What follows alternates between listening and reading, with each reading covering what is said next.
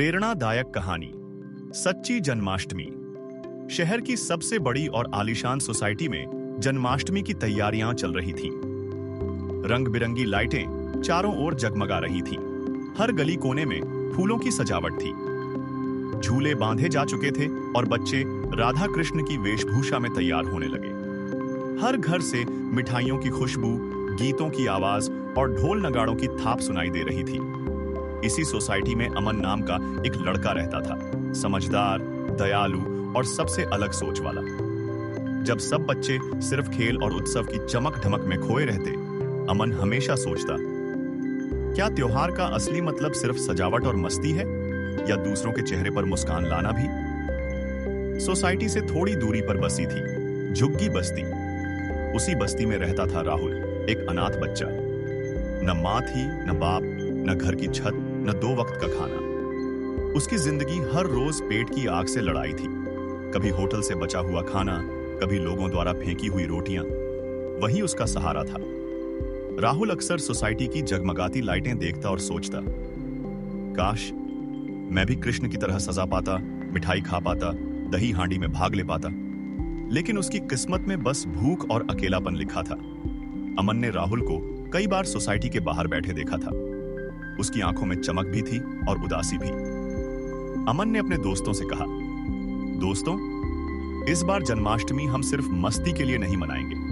हम कुछ ऐसा करेंगे जिससे किसी की जिंदगी बदल जाए। दोस्त पहले हैरान हुए। क्या मतलब अमन?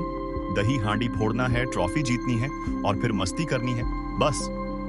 अमन ने मुस्कुराते हुए जवाब दिया, नहीं, असली जीत वो होगी जब हम किसी के जीवन में खुशियां ला पाएं। त्योहार का दिन आ गया। सोसाइटी का मैदान लोगों से खचाखच भरा हुआ था।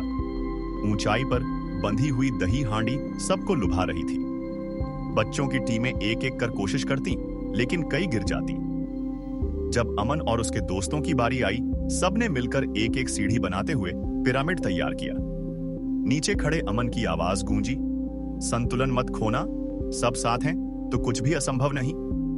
धीरे धीरे पिरामिड ऊपर बढ़ा और आखिरकार ऊपर चढ़े बच्चे ने दही हांडी फोड़ दी।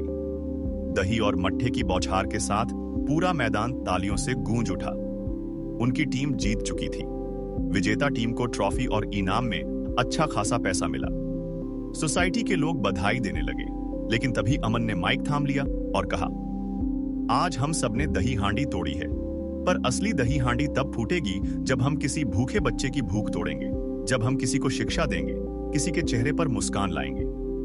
फिर अमन और उसके दोस्तों ने सबके सामने घोषणा की, ये इनाम की पूरी राशि राहुल नाम के उस बच्चे की शिक्षा और खाने पीने पर खर्च होगी, ताकि वह भी पढ़ लिख कर अपनी जिंदगी बदल सके।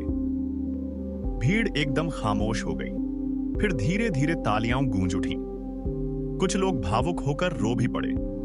राहुल के लिए यह सब किसी सपने से कम नहीं था।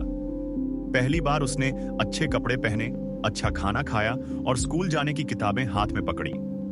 वह कांपती आवाज में बोला, मैंने कभी सोचा भी नहीं था कि भगवान इतने पास होंगे। आज कृष्ण मेरे लिए अमन और उसके दोस्त बनकर आए हैं। अमन ने उसके कंधे पर हाथ रखा और कहा, राहुल, अब तू अकेला नहीं है, अब तेरी जिंदगी बदलने वाली है। उस दिन से सोसाइटी में जन्माष्टमी का मतलब सिर्फ सजावट, झूला और दही हांडी नहीं रहा। हर साल लोग मिलकर किसी गरीब बच्चे की मदद करने लगे। कुछ को किताबें मिली, कुछ को फीस भरी गई, कुछ को घर का राशन। लोगों ने सीखा कि त्योहार का असली अर्थ है बांटना, मदद करना और किसी की आंखों में चमक लाना।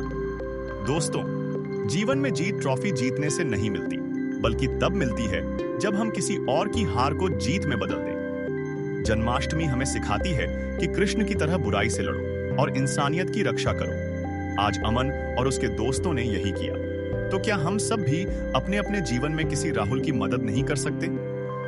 अगर आपको यह कहानी अच्छी लगी हो तो लाइक, शेयर और सब्सक्राइब जरूर करें। कमेंट में बताइए, आपके अनुसार त्योहार का असली मतलब क्या है?